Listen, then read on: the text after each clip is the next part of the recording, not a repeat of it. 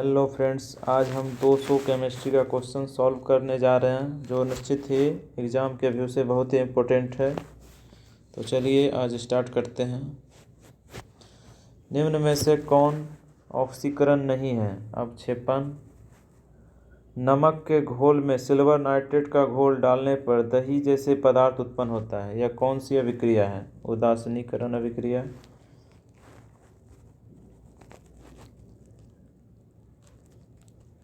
संक्षारण किस प्रकार की अभिक्रिया है? उपचयन अभिक्रिया। किसी रासायनिक अभिक्रिया में ऑक्सीजन के अनुपात का बढ़ना क्या कहलाता है? उपचयन अभिक्रिया। निम्न में से कौन सी अभिक्रियाओं के युग्म हमेशा साथ साथ होते हैं? उदासीनीकरण और विस्थापन। सोडियम हाइड्रोक्साइड और हाइड्रोक्लोरिक अम्ल की अभिक्रिया से सोडियम क्लोराइड और जल बनाते हैं। यह कौन सी अभिक्रिया है? तो उदासीनीकरण की अभिक्रिया। किसी अभिक्रिया में भाग लेने वाले पदार्थ क्या कहलाते हैं? अभिकारक। श्वसन किस प्रकार की अभिक्रिया है? तो ऊष्माक्षेपी अभिक्रिया।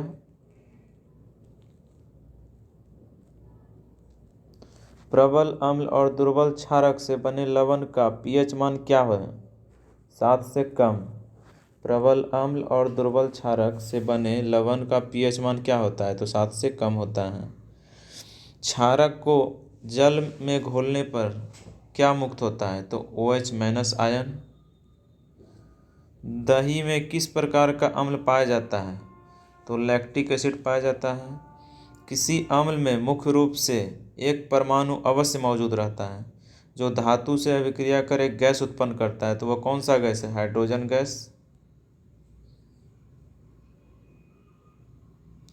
वे पदार्थ जिनके स्वाद खट्टे होते हैं और जो नीले लिटमस को घोल को लाल बनाता है कहलाता है, वह अम्ल होता है। जल में घुलनशील भस्म क्या कहलाते हैं? तो क्षार कहलाते हैं। निम्न में से कौन प्रबल अम्ल है? प्रबल अम्ल वह है जिसका पीएच मान 0 होता है और प्रबल क्षार वह है जिसका पीएच मान 14 होता है। लिटमस रंजक बैंगनी रंग का होता है जो निकला जाता है लाइकेन से।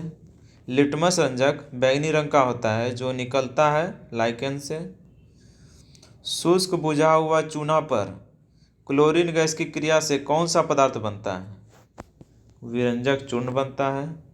हल्दी, लिटमस पत्र आदि किस प्रकार का सूचक है? तो यह प्राकृतिक सूचक है। हल्दी, लिटमस पत्र आदि किस प्रकार का सूचक है? तो यह प्राकृतिक सूचक है।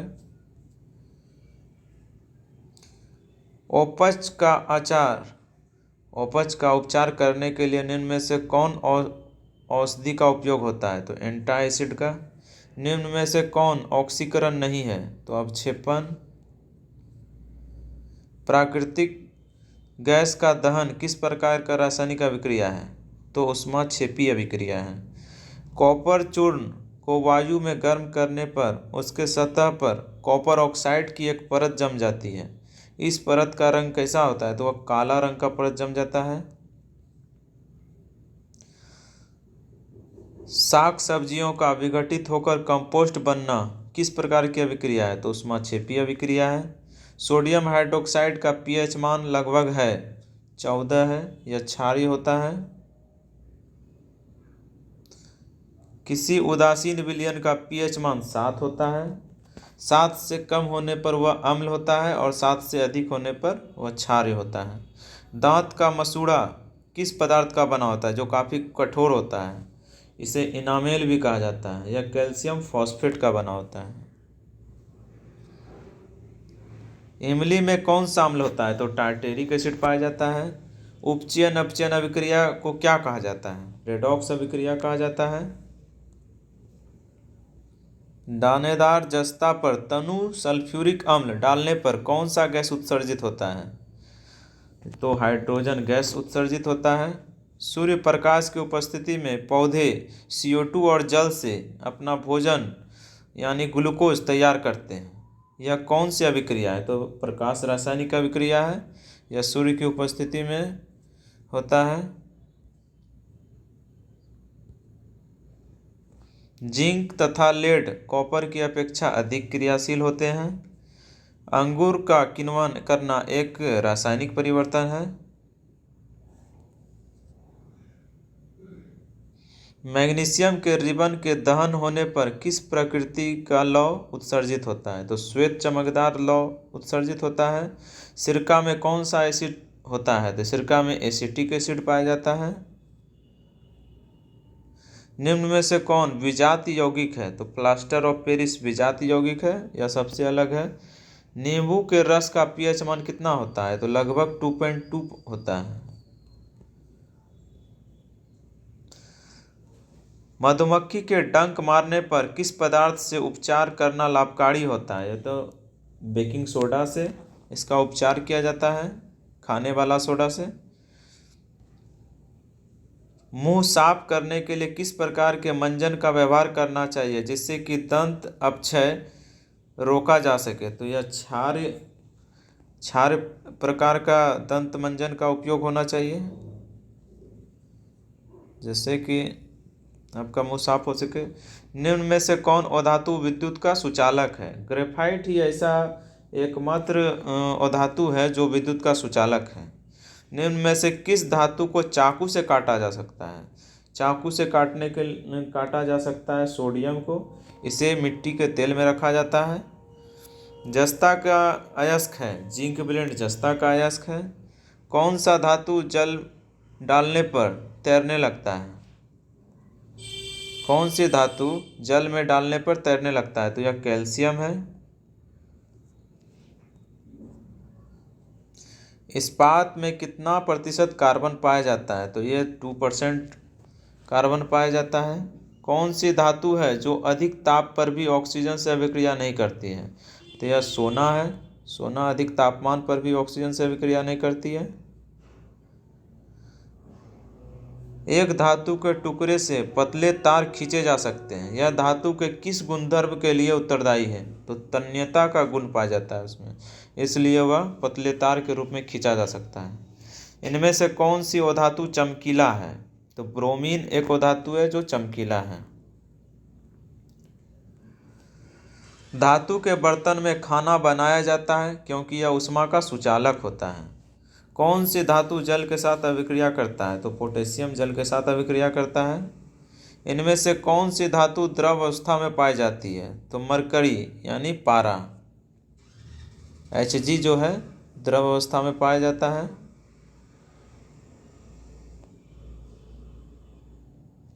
आयनिक यौगिक के गलनांक एवं क्वथनांक उच्च होते हैं। मैग्नीशियम के दहन से जो उत्पादक बनते हैं वह क्षारीय होता है। सोडियम, लिथियम, कैल्शियम और निकेल में से किस धातु को चाकू से काटा जा सकता है? तो सोडियम ही एकमात्र ऐसा है जिसे चाकू से काटा जा सकता है। आभूषण बनने हेतु सोना होता है 22 कैरेट का होता है।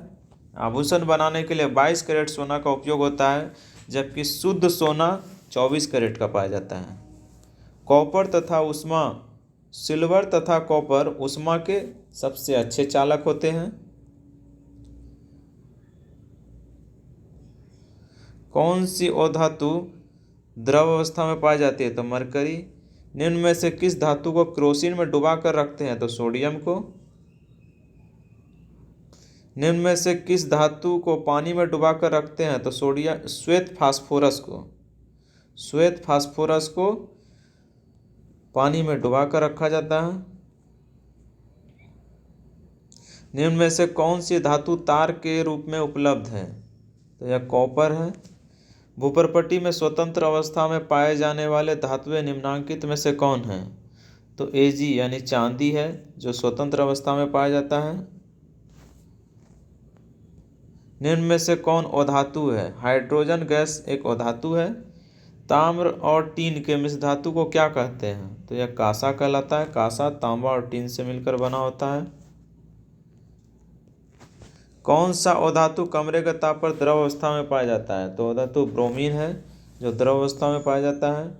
सीसा और टीन की मिश्र धातु को क्या कहते हैं? तो सोल्डर कहते हैं। सोल्डर टीन और सीसा का मिश्र धातु है। कार्बन का अधिक कठोर होता है। हीरा एक अपरूप है कार्बन का जो अधिक कठोर होता है। कॉपर को वायु में जलाने पर कौन सा यौगिक बनता है? तो कॉपर ऑक्साइड बनता है। सिलिका क्या है? सिलिका एक अधातु है। अधातु को पीटकर पत्थर बनाना आसान है। यह धातु के किस गुणधर्म को बतलाता है? तो आघात वर्ध्यता का दर्शाता है।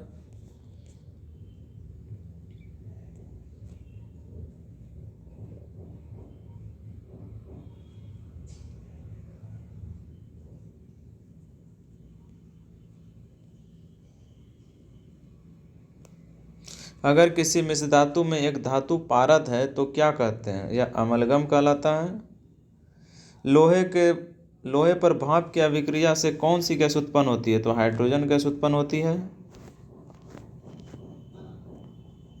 निम्न में से कौन सा गुण कार्बनिक यौगिकों में प्रायः नहीं होता है? तो जल में विलेयता या जल में विलेय नहीं होता है।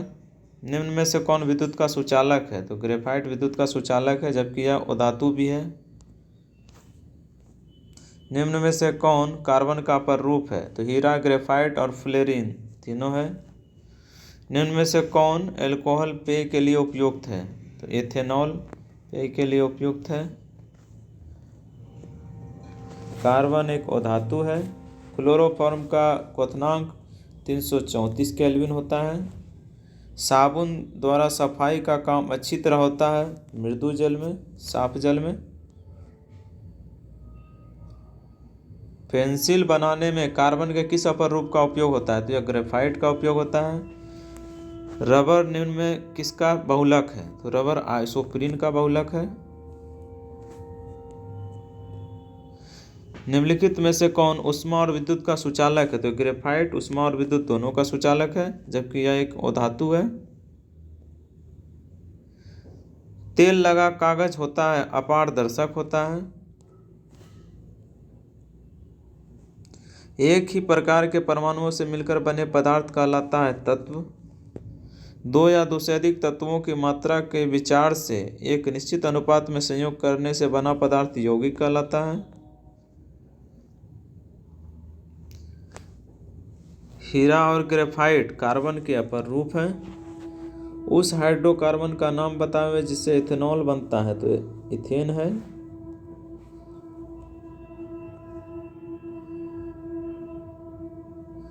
दो या दो से अधिक शुद्ध पदार्थों को किसी भी अनुपात में मिला देने से बनता है मिश्रण। ऐसा तत्व जिसमें धातु और अधातु दोनों गुण पाए जाते हैं वह कहलाता है उपधातु। निम्न में से कौन धातु होते हुए भी विद्युत का कुचालक है? लेड यानी शीशा। निम्न में से किस अधातु में धातुई चमक पाई जाती है? तो आयोडीन और ग्रेफाइट में धातुई चमक पाई जाती है जबकि यह एक अधातु है। निम्नलिखित में से कौन एक यौगिक है? अमोनिया एक यौगिक है जबकि ओजोन, वायु और पारा तत्व है।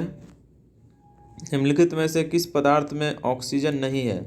तो मिट्टी के तेल में ऑक्सीजन नहीं है बल्कि जबकि कांच, रेत और सीमेंट में ऑक्सीजन पाया जाता है।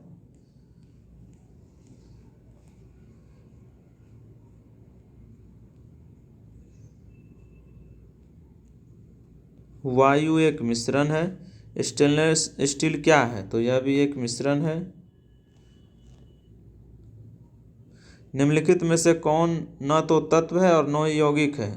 तो वायु है। वायु एक मिश्रण है। पदार्थ की चौथी अवस्था क्या है? तो यह एक प्लाज्मा एक चौथी अवस्था है। निम्नलिखित में से कौन एक यौगिक है? तो रेत यानी बालू यह एक यौगिक है। विरंजक चूर्ण क्या है? तो यह एक यौगिक है। बारूद होता है। बारूद एक मिश्रण है। विश्व का प्रत्येक पदार्थ अत्यंत सूक्ष्म कणों से मिलकर बना होता है। यह सर्वप्रथम किसने कहा था? तो कनाद ने कहा था। कोयला क्या है? कोयला एक तत्व है।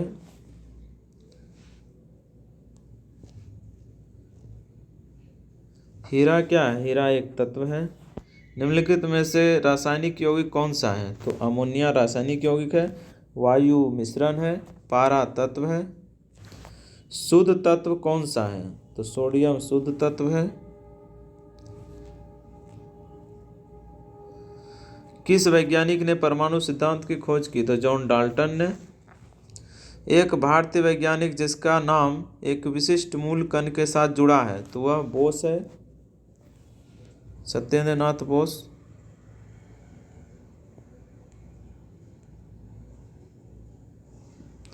निम्नलिखित में से कौन एक अस्थायी कण है? तो न्यूट्रॉन एक अस्थायी कण है जो अनावेशित है।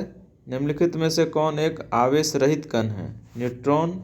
इसका आंसर मैं पहले बता चुका हूँ। परमाणु विद्युतः क्या होते हैं? तो परमाणु उदासीन होते हैं क्योंकि इसमें इलेक्ट्रॉन और प्रोटॉन की संख्या समान होती है।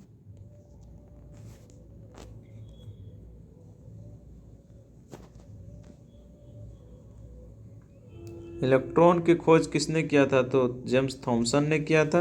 प्रोटॉन की खोज किसने की थी? तो रदरफोर्ड ने किया था। कहीं कहीं इसका आंसर गोल्डस्टीन भी दिया गया है। न्यूट्रॉन की खोज किसने की है? तो जेम्स चैडविक ने किया है। परमाणु नाभिक किसने खोजा है?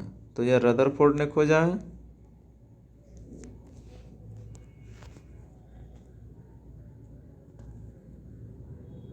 निम्नलिखित में से किस परमाणु के नाभिक में न्यूट्रॉन नहीं होता है? तो हाइड्रोजन में नहीं होता है।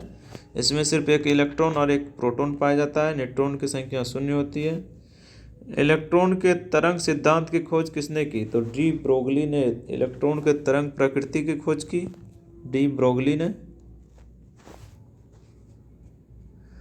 तत्व के सबसे छोटे भाग को क्या कहा जाता है? तो परमाणु कहा जाता है। डाल्टन के परमाणु सिद्धांत के अनुसार कौन सबसे छोटा कण स्वतंत्र अवस्था में पाया जाता है? तो परमाणु पाया जाता है। किसी परमाणु का गुण निर्भर करता है उसके इलेक्ट्रॉनिक संरचना पर निर्भर करता है।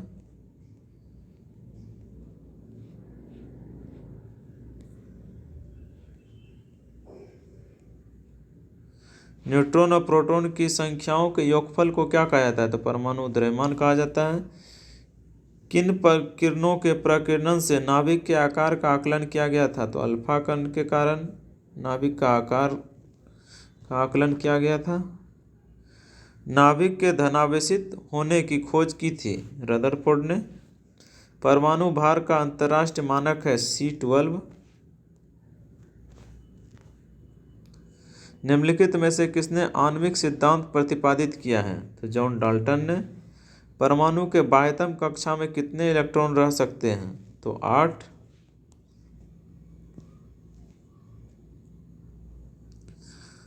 सोडियम परमाणु में कोर इलेक्ट्रॉन की संख्या कितनी है? तो 10। परमाणु का द्रव्यमान किन मौलिक कणों पर निर्भर करता है? तो यह प्रोटॉन और न्यूट्रॉन के मौलिक कण पर निर्भर करता है। अनिश्चितता का सिद्धांत का प्रतिपादन किसने किया था? तो हाइजेनबर्ग ने किया था अनिश्चितता का सिद्धांत। नाभिक की खोज रदरफोर्ड ने किन कणों की सहायता से किया था? तो अल्फा कण के द्वारा नाभिक की खोज की गई रदरफोर्ड के द्वारा। किसी तत्व का रासायनिक प्रकृति निर्भर करता है संयोजी इलेक्ट्रॉन पर। किसी तत्व के रासायनिक गुण निर्भर करते हैं तो उसकी परमाणु संख्या पर।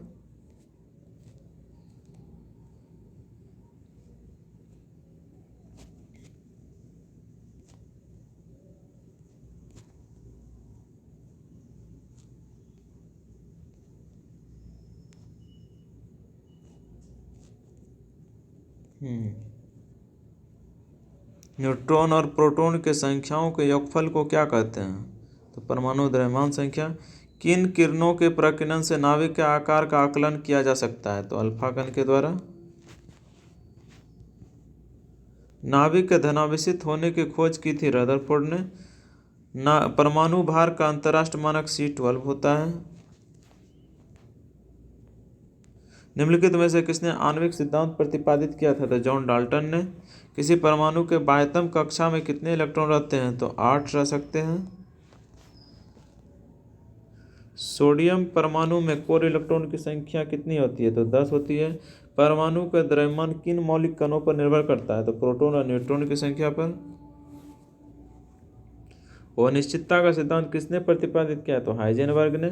नाभिक का खोज रदरफोर्ड ने किन कणों की सहायता से किया था? तो अल्फा कण से। किसी तत्व का रासायनिक प्रकृति निर्भर करती है संयोजी इलेक्ट्रॉन पर। किसी तत्व का रासायनिक गुण निर्भर करता है परमाणु संख्या पर। निम्नलिखित में से किसे विभाजित नहीं किया सकता है? तो फोटोन को विभाजित नहीं किया सकता है। रेडियो सक्रियता की खोज सर्वप्रथम किसने किया था? तो हेनरी बेकरल ने रेडियो सक्रियता की खोज की थी। रेडियो सक्रियता किसका गुण है? तो नाभिक का। रेडियो सक्रियता की इकाई क्या होती है? तो क्यूरी। इसकी खोज मैडम क्यूरी ने की थी, इसलिए इसका यूनिट को क्यूरी रखा गया। अल्फा बीटा किरणों की खोज किसने की थी? तो रदरफोर्ड ने। एक्स किरणों की खोज किसने की थी? तो फैराडे ने। यह गलत दिया है। एक्स किरण की खोज डब्ल्यू के रोएंटजेन ने किया था। एक्स किरण की खोज रोएंटजेन ने किया था।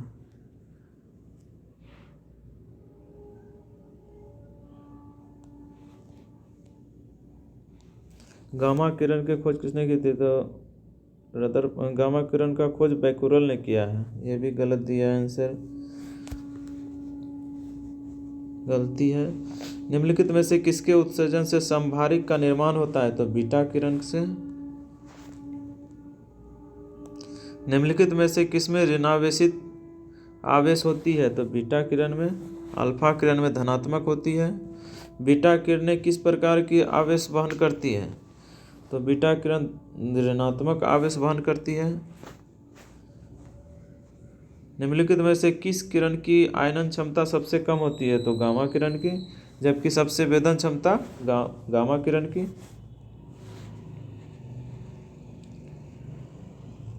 पृथ्वी के आयु का आकलन किया जाता है यूरेनियम कोल्ड डेटिंग विधि द्वारा। परमाणु बम का खोज किसने किया था? तो ऑटो हॉर्न ने किया था। परमाणु शक्ति संयंत्र किस सिद्धांत पर काम करता है? तो यह विखंडन के आधार पर। जबकि हाइड्रोजन बम नाभिक संलयन पर कार्य करता है। सूर्य से ऊर्जा उत्सर्जित होती है नाभिक संलयन पर। कार्बन डेटिंग निम्नलिखित में से किसकी आयु निर्धारण हेतु उपयुक्त होता है? तो जीवाश्म के लिए कार्बन डेटिंग विधि। हाइड्रोजन के समस्थानिकों की संख्या कितनी है? तो 3 है। प्रोटियम, ड्यूटेरियम और ट्रिटियम। सर्वाधिक संख्या में समस्थानिक किसके पाए जाते हैं? तो पोलोनियम के।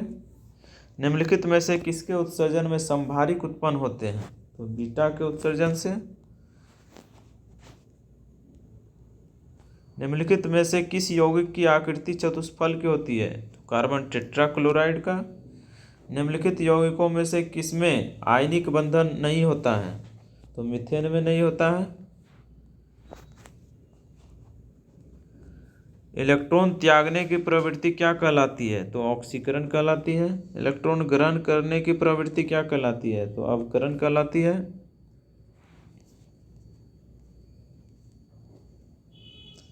पोलोनियम के समस्थानिकों की संख्या कितनी है? तो 27 है, 27 है।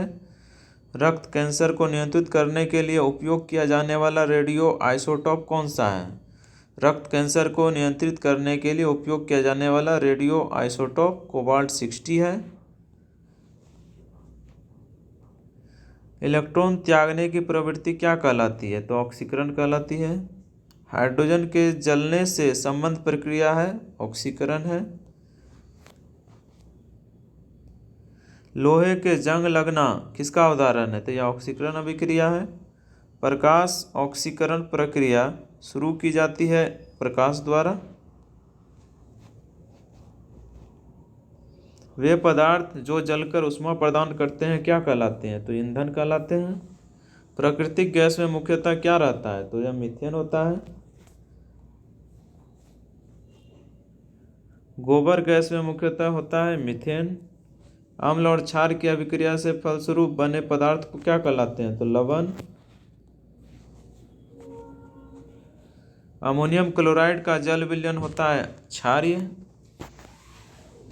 किसी एक सामान्य व्यक्ति के रक्त का पीएच मान क्या होता है? तो 7.4 होता है। 7.35 से 7.45 तक। हाइड्रोजन की खोज किसने की है? तो हेनरी कैवेंडिश ने। किस तत्व को रसायन में आवारा तत्व की संज्ञा दी गई है? तो हाइड्रोजन को। या किसी के साथ भी यौगिक बना देता है। निम्नलिखित में से कौन अधातु नहीं है? तो एल्यूमिनियम धातु है, जबकि सल्फर, कार्बन और नाइट्रोजन अधातु है। पौधे नाइट्रोजन को किस रूप में लेते हैं? तो नाइट्रेट्स के रूप में। निम्न में से कौन परमाणविक गैस है? एक परमाणविक गैस है, तो हीलियम, जबकि क्लोरीन, नाइट्रोजन 2 परमाणविक गैस है। निम्नलिखित में से किसको सार्वत्रिक विलायक कहा जाता है? तो जल को सार्वत्रिक विलायक कहा जाता है। निम्न पदार्थों में से कौन केवल एक ही तत्व से बना है? तो हीरा एक ही तत्व से बना है, कार्बन से। वह गैस जो वनस्पति के निर्माण में उपयुक्त होता है वह है हाइड्रोजन। तत्व जो उर्वरक में नहीं पाया जाता है, क्लोरीन नहीं पाया जाता है, जबकि हाइड्रोजन और नाइट्रोजन उर्वरक में पाया जाता है। निम्नलिखित में से सबसे कठोर पदार्थ कौन है? तो हीरा है। निम्नलिखित में से कौन सा पदार्थ एक अतिशीतित द्रव है? तो कांच है, अतिशीतित द्रव। निम्नलिखित में से कौन हरित गृह प्रवाह गैस है? तो यह सभी सल्फर डाइऑक्साइड, मीथेन और कार्बन डाइऑक्साइड, यह सभी हरित गृह गैस में आता है।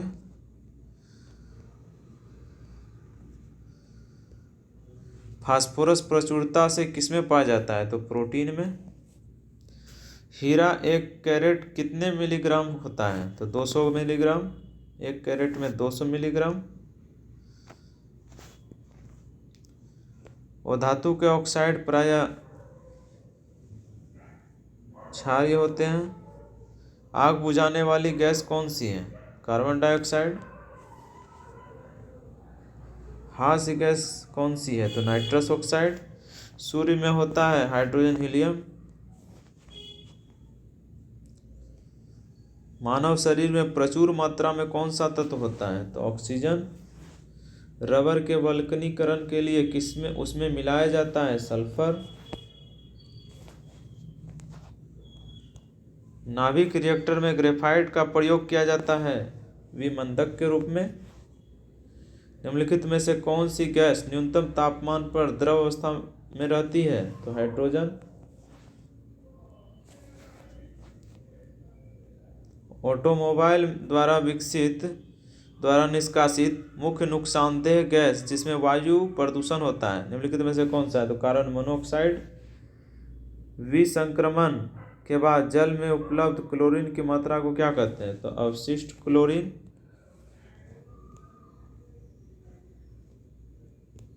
निम्नलिखित में से कौन सी ग्रीन हाउस गैस नहीं है? तो हाइड्रोजन नहीं है, जबकि कार्बन डाइऑक्साइड, क्लोरोफॉर्म और नाइट्रिक ऑक्साइड यह सभी है। जल का शुद्धतम रूप क्या है? तो वर्षा का जल। बैटरी में निम्न में से किस एक एसिड का प्रयोग किया जाता है? हाइड्रोक्लोरिक एसिड का। निम्नलिखित में से कौन प्रमुख ग्रीन हाउस गैस है? तो कार्बन डाइऑक्साइड। मौसमी गुब्बारों में कौन सी गैस भरी जाती है? तो यह हीलियम गैस। हीरा और ग्रेफाइट होते हैं अपरूप है। कार्बन डेटिंग निम्न की आयु निर्धारण के लिए उपयुक्त होती है। तो जीवाश्म के। दिया स्लाई की नोक में क्या रहता है? तो लाल फास्फोरस पाया जाता है। हीरे की खनिज बनावट क्या है? तो यह कार्बन है, यह कार्बन का बना होता है। हीलियम की खोज किसने की थी? तो लोकेयर ने किया था। और सर्वाधिक यौगिक बनाने वाला अक्रिय गैस है जेनॉन। इस प्रकार हमारा 200 केमिस्ट्री का क्वेश्चन कंप्लीट हुआ, जो बहुत ही इम्पोर्टेंट है। प्लीज़ लाइक और सब्सक्राइब ज़रूर कीजिए और शेयर करना मत भूलिए। Thank you.